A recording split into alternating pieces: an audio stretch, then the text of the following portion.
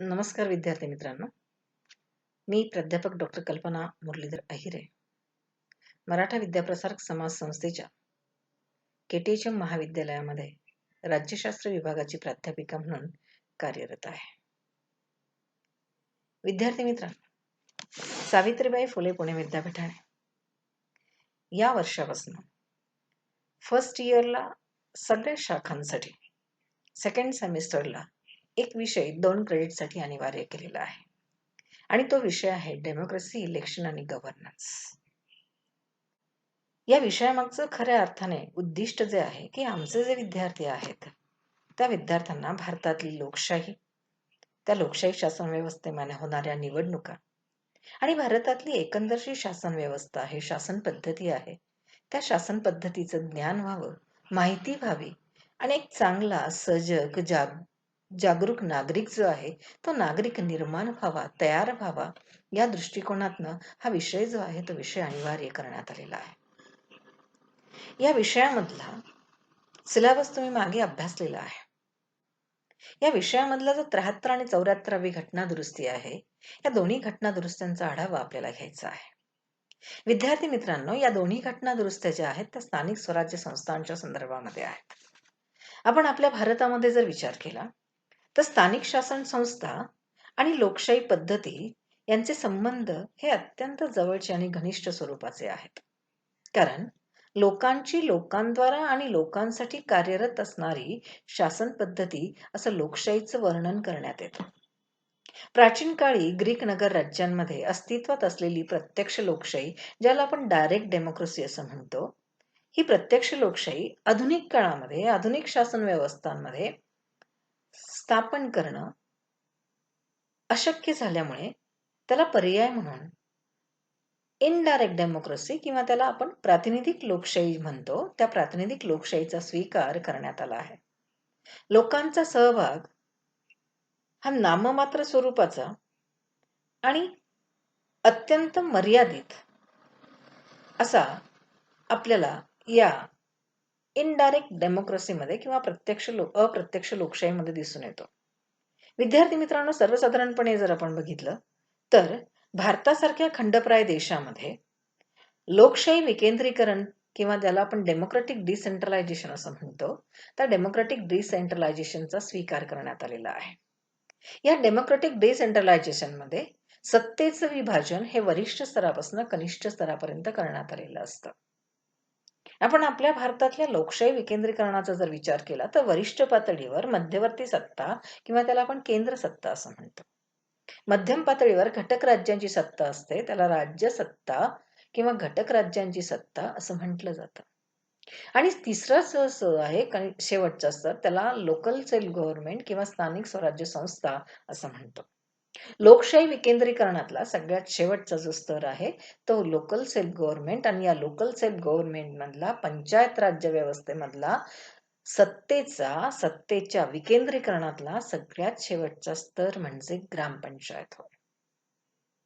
विद्यार्थी मित्रांनो, सर्वसाधारणपणे जर आपण बघितलं तर ग्रामपंचायत ही गाव पातळीवर किंवा खेडे पातळीवर स्थापन केलेली असते. मर्यादित लोकसंख्या असते, त्या गावापुरतीच मर्यादित असते आणि त्यामुळे त्या गावामध्ये त्या ग्रामपंचायतीच्या माध्यमातून लोकांचा सहभाग जो असतो तो स्थानिक पातळीवर जास्तीत जास्त घेता येऊ शकतो. त्यांचा प्रत्यक्ष सहभाग घडवून आणणं सहज शक्य होतं. आपण या ठिकाणी जर बघितलं तर ग्रामसभा जी असते ती ग्रामसभेच्या माध्यमातून गाव पातळीवरील निर्णय प्रक्रियेमध्ये त्या गावातल्या लोकांचा, लोकसमुदायाचा प्रत्यक्ष आणि सक्रिय स्वरूपाचा सहभाग घेणं सहज शक्य होतं. आणि त्यामुळे काय होतं की आपल्या देशातली जी लोकशाही शासन व्यवस्था आहे, सहभाग जितका जास्त असेल तितकी तुमची लोकशाही, तितकी आपली लोकशाही ही व्यापक पातळीवर मजबूत करणं सहज शक्य होतं. आणि त्यामुळे ह्या ज्या स्थानिक स्वराज्य संस्था आहेत त्या स्थानिक स्वराज्य संस्था प्रभावी असणं अत्यंत आवश्यक असतं. आपण या ठिकाणी बघितलं की सर्वसाधारणपणे आपल्या भारतामध्ये स्वातंत्र्योत्तर काळामध्ये या स्थानिक स्वराज्य संस्थांच्या दृष्टिकोनातून विचार करण्यासाठी एक समिती स्थापन करण्यात आली होती, बलवंतराय मेहता समिती. या बलवंतराय मेहता समितीने ज्या शिफारशी दिलेल्या होत्या. त्या शिफारशींच्या आधारावर आपल्या भारतामध्ये पंचायत राज्य व्यवस्था सर्वप्रथम राजस्थानमधल्या नागौर या ठिकाणी पंडित जवाहरलाल नेहरूंच्या हस्ते त्याची मुहूर्तमेढ करण्यात आली होती किंवा त्याची स्थापना करण्यात आली होती. परंतु ह्या ज्या काही स्थानिक स्वराज्य संस्था होत्या, या स्थानिक स्वराज्य संस्थांना घटनात्मक किंवा वैधानिक स्वरूपाचा दर्जा प्राप्त झालेला नव्हता. त्यामुळे स्थानिक स्वराज्य संस्थांच्या कार्यामध्ये शिथिलता आलेली होती. या स्थानिक स्वराज्य संस्थांना शासन व्यवहार चालविण्यासाठी आवश्यक असणारे अधिकार आणि आर्थिक साधनं प्राप्त झालेले नव्हते. त्यामुळे स्थानिक स्वराज्य संस्थांच्या कार्यव्यवहारामध्ये अडथळे निर्माण होऊन त्यांचं महत्व हे कमी होऊ लागलं होतं. या स्थानिक स्वराज्य संस्थांना घटनात्मक वैधानिक दर्जा असणं अत्यंत आवश्यक होतं. आणि मग त्या दृष्टिकोनातनं या 1992 साली 2 घटना दुरुस्त्या करण्यात आल्या. एक 73वी घटना दुरुस्ती आणि एक 74वी घटना दुरुस्ती. या दोन्ही घटना दुरुस्त्या या स्थानिक स्वराज्य संस्थांच्या संदर्भामध्ये आहेत. या दोन्ही घटना दुरुस्त्यांमुळे या स्थानिक स्वराज्य संस्थांना घटनात्मक आणि वैधानिक स्वरूपाचा दर्जा जो आहे तो दर्जा प्राप्त झालेला आहे. विद्यार्थी मित्रांनो, यातली 73वी घटना दुरुस्ती जी आहे ती 73वी घटना दुरुस्ती पंचायत राज्य व्यवस्थेच्या म्हणजेच ग्रामीण स्थानिक स्वराज्य संस्थांच्या संदर्भामध्ये आहे. तर 74वी घटना दुरुस्ती जी आहे ती 74वी घटना दुरुस्ती ही नागरी शासन संस्थांच्या संदर्भामध्ये आहे. ज्यावेळेस आपण पंचायत राज्य हा शब्द प्रयोग करतो त्यावेळेस त्या पंचायत राज्य व्यवस्थेमध्ये जिल्हा परिषद, पंचायत समिती आणि ग्रामपंचायत यांचा समावेश होतो. आणि ज्यावेळेस आपण शहरी शासन संस्था किंवा नागरी शासन संस्था असं म्हणतो त्यावेळेस त्याच्यामध्ये महानगरपालिका, नगरपालिका, छावणी क्षेत्र इत्यादींचा समावेश होतो. म्हणजे 73वी घटना दुरुस्ती पंचायत राज्य व्यवस्था किंवा ग्रामीण स्थानिक स्वराज्य संस्थांच्या संदर्भामध्ये केलेली आहे. तर 74वी घटना दुरुस्ती ही नागरी शासन संस्थांच्या किंवा शहरी शासन संस्थांच्या संदर्भामध्ये केलेली आहे. या दोन्ही घटना दुरुस्त्यांचा आढावा आपल्याला घ्यायचा आहे. पण आजच्या या व्हिडिओ लेक्चरमध्ये आपण पंचायत राज्य व्यवस्थेच्या संदर्भामध्ये जी 73वी घटना दुरुस्ती केलेली आहे त्या 73व्या घटना दुरुस्तीचा सविस्तर आढावा आपण या ठिकाणी घेणार आहोत. मित्रांनो, पंचायत राज व्यवस्थेची स्थापना बलवंतराव मेहता समितीच्या शिफारशींवर आधारित विविध घटक राज्यांमध्ये करण्यात आली. आपल्या महाराष्ट्रातही ती 1 मे 1962 साली स्थापन करण्यात आली.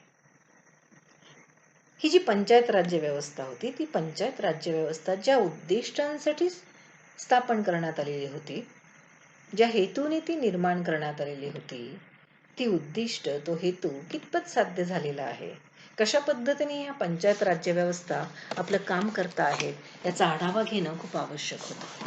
आणि म्हणून त्या दृष्टिकोनातून ह्या पंचायत राज्य व्यवस्थेचं मूल्यमापन करण्यासाठी अशोक मेहता यांच्या अध्यक्षतेखाली एक समिती नियुक्त करण्यात आली. त्यांनी पंचायत राज्य व्यवस्थेचे आढावा घेतला, निरीक्षण केलं, परीक्षण केलं आणि त्यांनी अशी एक शिफारस केली की ह्या ज्या पंचायती राज्य व्यवस्था आहेत त्या पंचायती राज्य व्यवस्थेमध्ये मूलगामी स्वरूपाचे बदल करणं गरजेचं आहे, जेणेकरून ह्या पंचायती राज्य व्यवस्था सक्षम होऊ शकतील. आणि ह्या पंचायती राज्य व्यवस्था सक्षम जर झाला तर गाव पातळीवरचा विकास हा व्यवस्थितपणे होईल आणि गाव पातळीवरचा विकास झाला तर निश्चितच त्या ठिकाणी राष्ट्र हे विकासाच्या मार्गाने वाटचाल करू शकेल. परंतु विद्यार्थी मित्रांनो, त्याच कालखंडामध्ये सत्तांतर झालं आणि त्यामुळे अशोक मेहता समितीने सांगितलेल्या ज्या शिफारशी होत्या त्या शिफारशींवर कुठल्याही स्वरूपाचा विचार त्या काळामध्ये झाला नाही. त्यानंतर 1986 साली डॉक्टर LM सिंघवी यांच्या अध्यक्षतेखाली एक समिती स्थापन करण्यात आली. या समितीचा मुख्य उद्देश होता की लोकशाही आणि लोकशाहीच्या विकासासाठी जी पंचायत राज्य व्यवस्था आहे त्या पंचायत राज व्यवस्थेचं पुनर्गठन करणं. आणि त्या दृष्टिकोनातून या समितीने पंचायत राज्य व्यवस्थेचं बारकाईने अभ्यास केला, अध्ययन केलं आणि त्या माध्यमातून त्यांनी अशी एक शिफारस केली की जी पंचायत राज्य व्यवस्था आहे त्या पंचायत राज्य व्यवस्थेना घटनात्मक आधार, घटनात्मक स्थान प्राप्त असणं खूप गरजेचं आहे. त्यांना राज्यघटनेचं संरक्षण प्राप्त झालं पाहिजे आणि त्या दृष्टिकोनातनं त्यांनी ही शिफारस केंद्र सरकारला सादर केली. त्या कालखंडामध्ये जर आपण विचार केला की तत्कालीन आमच्या भारताचे पंतप्रधान राजीव गांधी यांनी या प्रश्नाला नव्याने चालना देण्याच्या दृष्टिकोनातनं प्रयत्न केले आणि त्यांनी एक संकल्पना वापरली, त्याला त्यावेळेस आपण नवीन पंचायत राज म्हणूया, त्यावेळेस त्यांनी नाव दिलं होतं नया पंचायत राज. आणि त्या दृष्टिकोनातनं त्यांनी हा जो प्रश्न आहे या प्रश्नावर व्यापक स्वरूपाच्या विचार मंथनाला सुरुवात केली आणि त्यांनी असं ठरवलं की ही जी व्यवस्था आहे, ही जी पंचायत राज आहे, त्या पंचायत राज मध्ये मूलगामी स्वरूपाचे, आमूलाग्र स्वरूपाचे सुधारणा घडवून आणणं गरजेचं आहे. आणि त्या घटना किंवा ते बदल जे आहेत ते बदल करण्याच्या दृष्टिकोनातनं राजीव गांधी यांनी एक घटना दुरुस्ती विधेयक सर्वानुमते तयार केलं. ते 64वी घटना दुरुस्ती विधेयक होतं, 1986 साली झालेलं. हे घटना दुरुस्ती विधेयक लोकसभेमध्ये मांडलं गेलं. ते लोकसभेमध्ये बहुमताने मंजूर झालं, परंतु राज्यसभेमध्ये या घटना दुरुस्ती विधेयकाला आवश्यक तेवढं बहुमत मिळू शकलं नाही आणि त्यामुळे जी 64वी घटना दुरुस्ती पंचायत राज्य व्यवस्थेच्या दृष्टिकोनातनं करण्यात आलेली होती ती तिथे फेटाळली गेली. त्यामुळे हा प्रश्न जो आहे तो प्रश्न पुन्हा लांबणीवर पडला. 1989 मध्ये पुन्हा लोकसभेच्या निवडणुका झाल्या. या लोकसभेच्या निवडणुकांनंतर आमच्या भारतामध्ये व्ही.पी. सिंग किंवा विश्वनाथ प्रताप सिंग यांचं सरकार सत्तेवर आलं. परंतु विश्वनाथ प्रताप सिंगांचं सरकार सुद्धा फार काळ टिकलं नाही. हे सरकार पुन्हा एका पक्षाचं नव्हतं विद्यार्थी मित्रांनो, आणि त्यामुळे सर्वसाधारणपणे हे सरकार फार काळ टिकू शकलं नाही आणि आपल्या भारतामध्ये पुन्हा लोकसभेच्या मध्यावधी निवडणुका 1991 मध्ये जाहीर झाल्या. 1991 मध्ये काँग्रेस पक्षाला बहुमत मिळालं आणि आपल्या भारताचे पंतप्रधान झाले पी.व्ही. नरसिंह राव. राजीव गांधींचं जे एक अधुरं स्वप्न राहिलेलं होतं की पंचायत राज्य व्यवस्थेना सक्षम दर्जा हा प्राप्त करून देणं, त्यांना घटनात्मक दर्जा प्राप्त करून देणं, त्या स्वप्नपूर्तीच्या दिशेने पी.व्ही. नरसिंह राव या सरकारने आपली पावलं उचलायला सुरुवात केली आणि गांधीजींचं स्वप्न जे नया पंचायत राज हे स्वप्न पूर्ण करण्याच्या दृष्टिकोनातनं पी.व्ही. नरसिंह राव सरकारने 30 लोकांची एक समिती स्थापन केली होती आणि या प्रश्नाला पुन्हा नव्याने चालना मिळाली. सर्व राजकीय पक्षांच्या नेत्यांशी विचारविनिमय करून पंचायती राज विषयक घटना दुरुस्ती विधेयक जे आहे त्या विधेयकाला अंतिम स्वरूप देण्यात आलं आणि पी.व्ही. नरसिंह रावांच्या काळामध्ये या पंचायत राज्य व्यवस्थेच्या संदर्भामध्ये जी घटना दुरुस्ती तयार केली गेली, जे घटना दुरुस्ती विधेयक तयार केलं गेलं ते एक.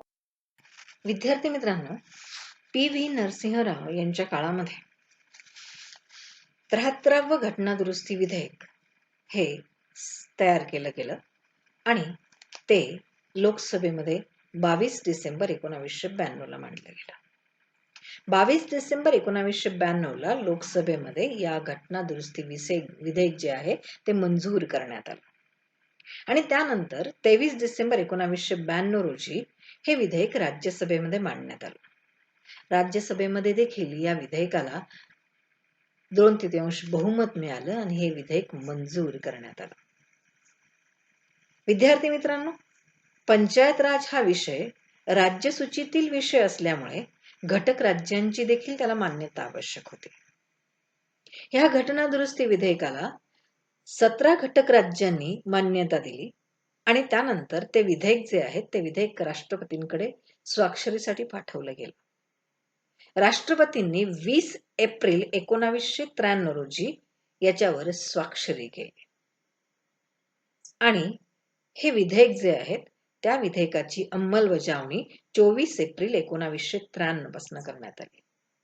विद्यार्थी मित्रांनो, ज्यावेळेस एखाद्या विधेयकावर राष्ट्रपतींची स्वाक्षरी होते त्यावेळेस त्याला कायद्याचं स्वरूप प्राप्त होतं. आणि त्यामुळे सर्वसाधारणपणे 24 एप्रिल 1993 पासून या कायद्याची अंमलबजावणी प्रत्यक्षात सुरू झाली. 24 एप्रिल हा दिवस जो आहे त्या दिवसापासून सुरुवात झाल्यामुळे 24 एप्रिल हा दिवस पंचायत राज दिवस म्हणून सर्वत्र साजरा केला जातो. विद्यार्थी मित्रांनो, 73व्या घटना दुरुस्तीने पंचायत राज व्यवस्थेला घटनात्मक आणि वैधानिक स्वरूपाचा दर्जा प्राप्त करून दिला. 73वी घटना दुरुस्तीने भारतीय संविधानामध्ये 9व्या भागामध्ये कलम 243A ते कलम 243O पर्यंत विविध तरतुदींचा समावेश केलेला आहे. त्या तरतुदींचा सविस्तर आढावा जो आहे तो आढावा आपण घेऊया.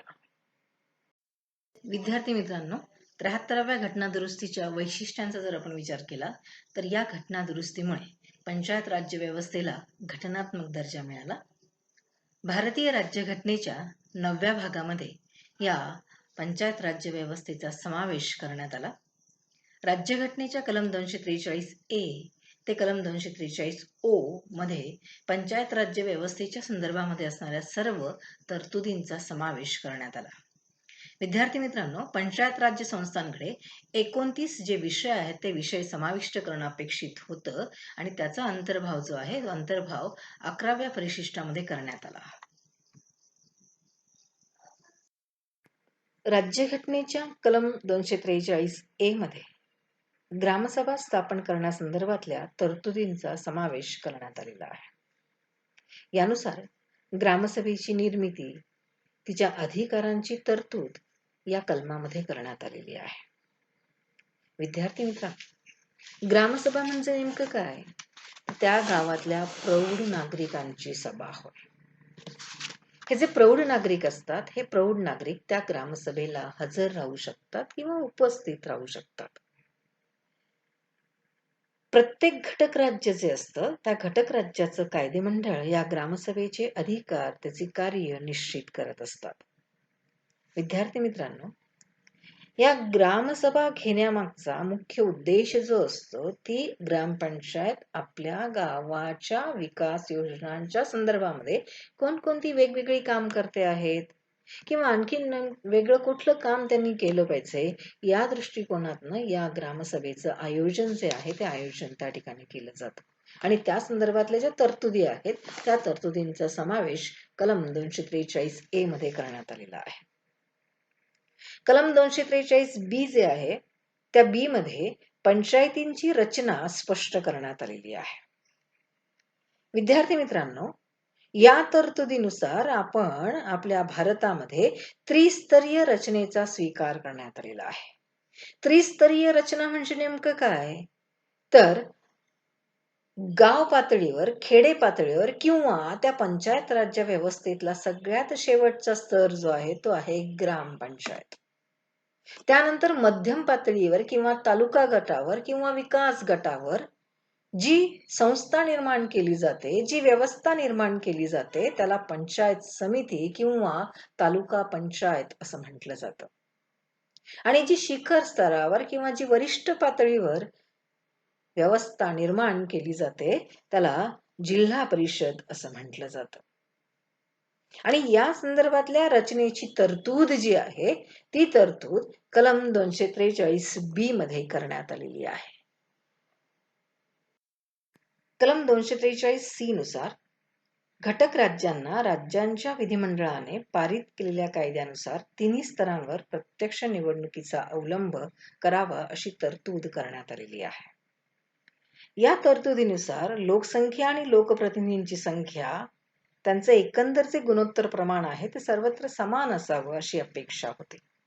लोकसंख्येच्या आधारे ग्रामपंचायत, पंचायत समिती आणि जिल्हा परिषद यांची संख्या निर्धारित केल्यानंतर त्यांच्या भौगोलिक क्षेत्राची एक सदस्य मतदारसंघामध्ये विभागणी करण्याची आणि लोकप्रतिनिधींची मतदानाच्या माध्यमातून प्रत्यक्ष निवडणुकीच्या माध्यमातून निवड करण्याची तरतूद करण्यात आलेली आहे.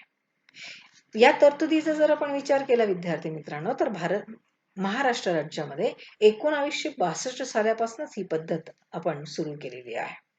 1992च्या दुरुस्तीनुसार लोकसंख्येचा गण असेल, गट असेल, यांचा जर गणाचा विचार केला तर पंचायत समिती, गटाचा विचार केला तर जिल्हा परिषद यांचं तरतूद जी आहे ती तरतूद त्या ठिकाणी करण्यात आलेली आहे.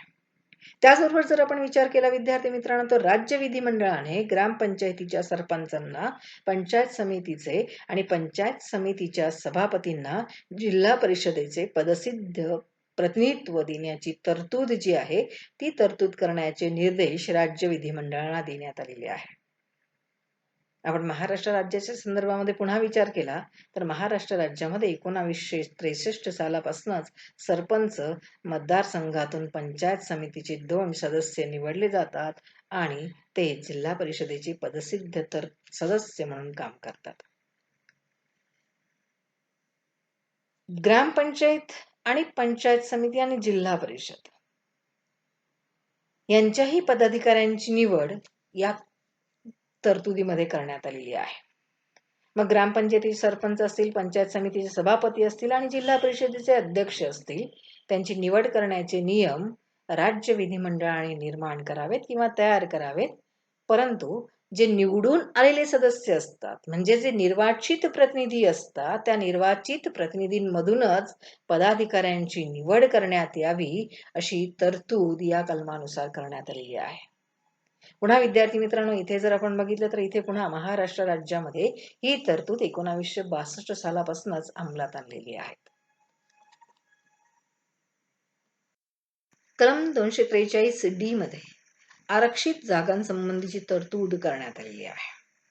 तिन्ही स्तरावर म्हणजेच ग्रामपंचायत, पंचायत समिती आणि जिल्हा परिषद या तिन्ही पातळ्यांवर आरक्षण धोरणाची तरतूद जी आहे ती तरतूद करण्यात आलेली आहे.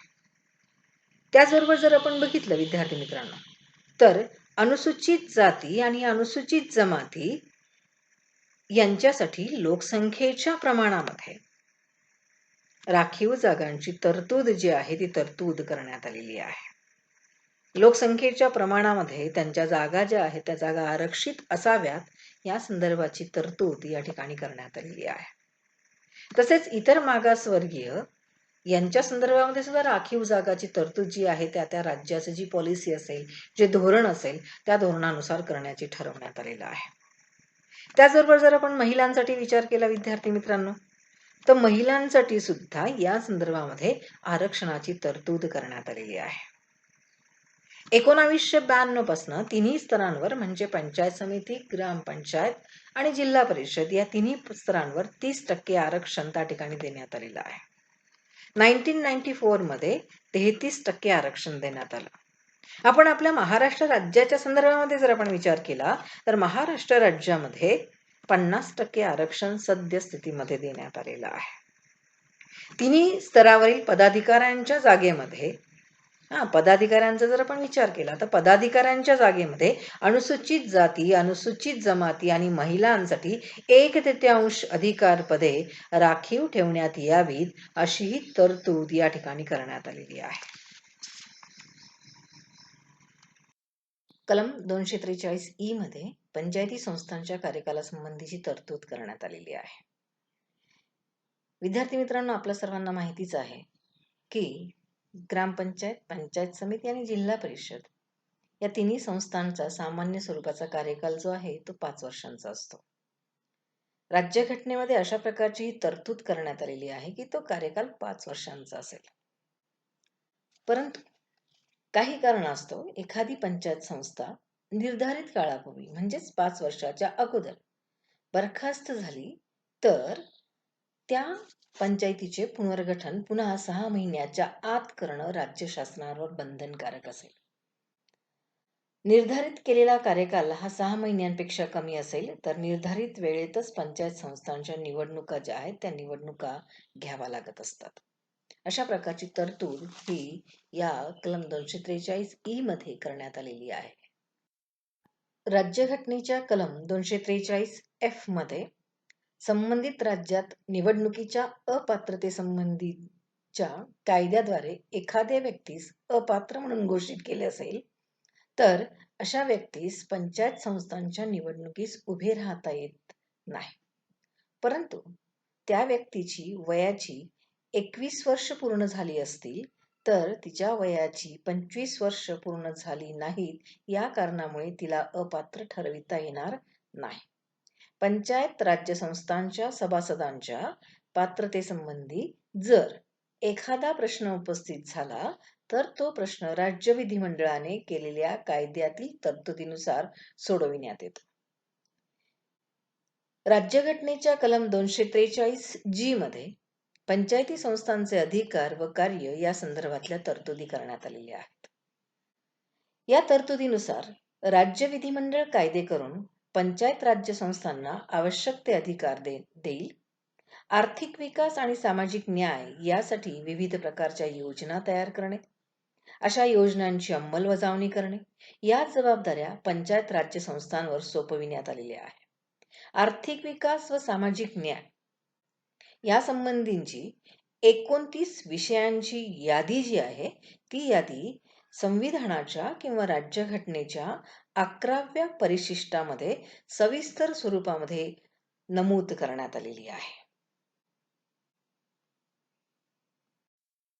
कलम 243H मध्ये पंचायती संस्थांच्या उत्पन्नाच्या साधनांसंदर्भातली तरतूद करण्यात आलेली आहे.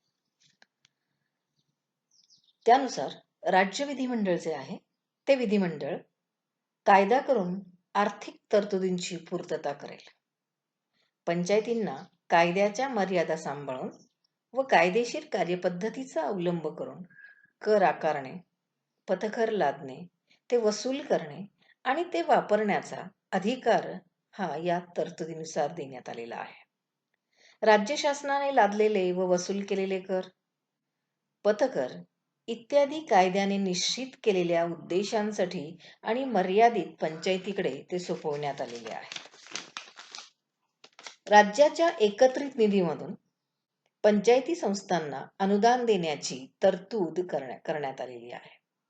त्याचबरोबर अशा निधीचा वापर जो आहे किंवा पंचायती संस्थांकडे येणारा जमा होणारा जो निधी आहे, त्या निधीचा त्या पंचायतींच्या विकासासाठी वापर हा केला जाईल. राज्यघटनेच्या कलम 243I मध्ये राज्य वित्त आयोग हा स्थापन करावा अशी तरतूद करण्यात आलेली आहे. विद्यार्थी मित्रांनो, जेव्हापासून घटक राज्य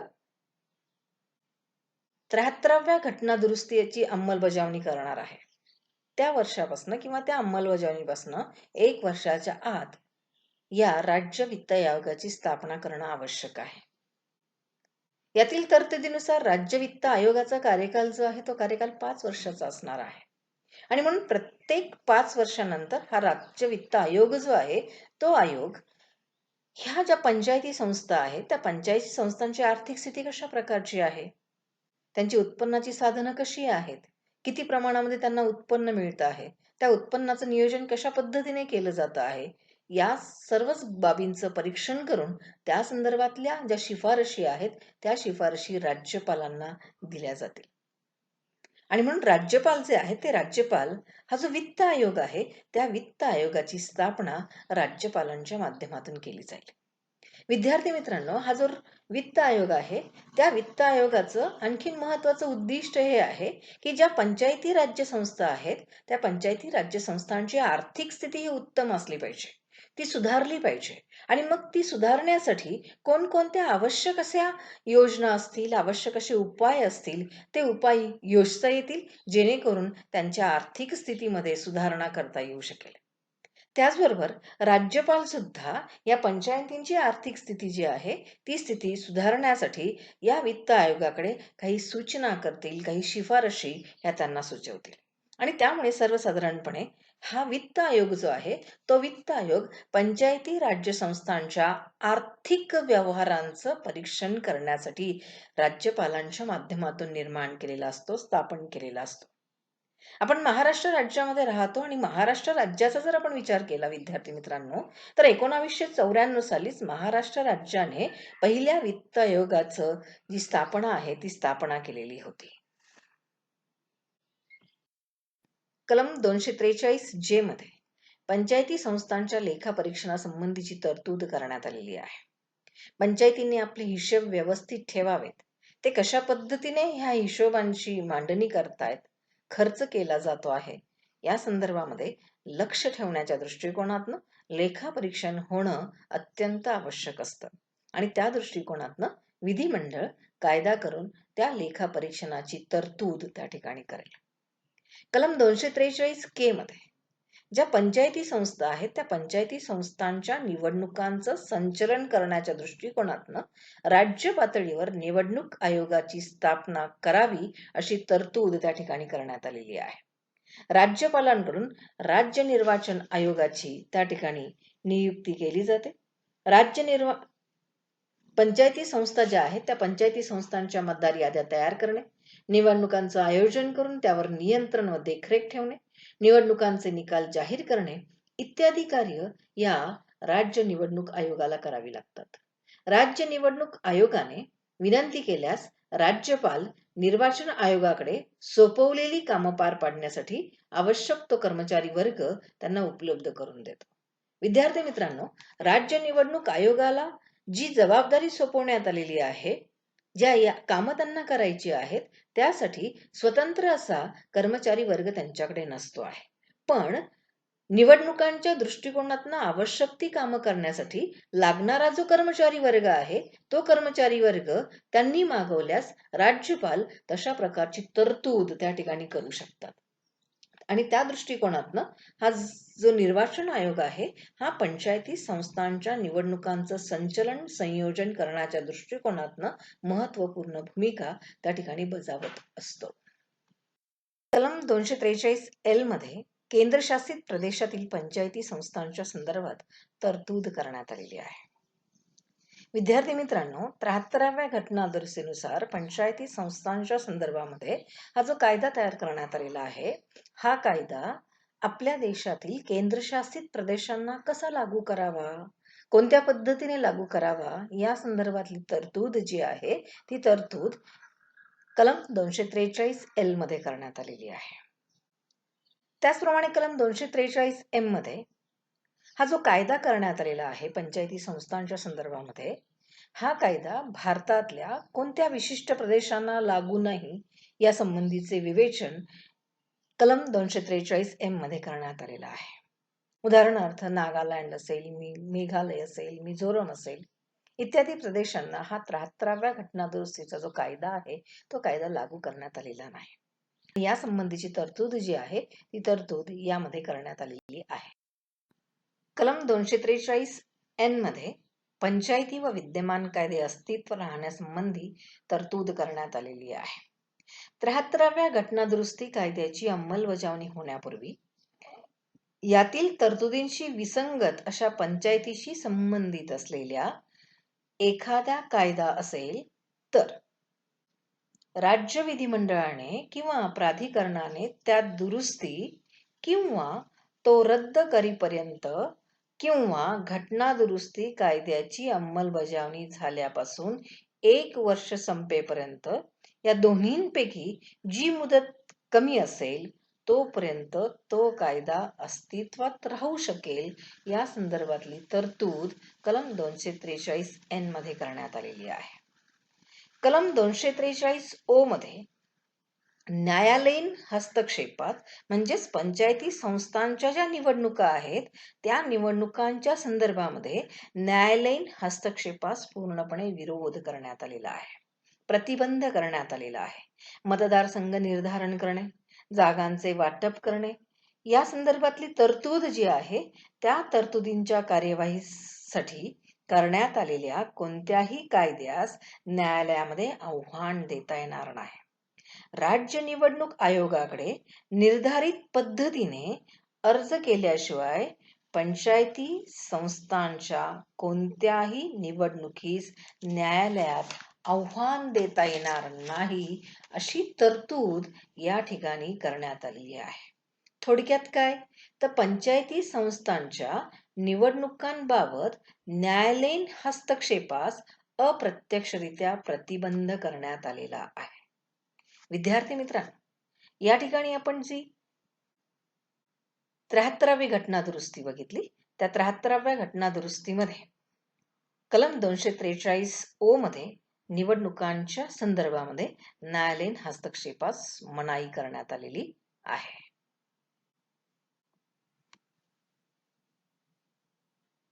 विद्यार्थी मित्रांनो, 73व्या घटना दुरुस्तीमध्ये ज्या काही कलम 243 ए पासून तर ओ पर्यंत ज्या विविध प्रकारच्या तरतुदी करण्यात आलेल्या आहेत, त्या तरतुदींचा सविस्तर स्वरूपाचा आढावा या ठिकाणी आपण घेतला.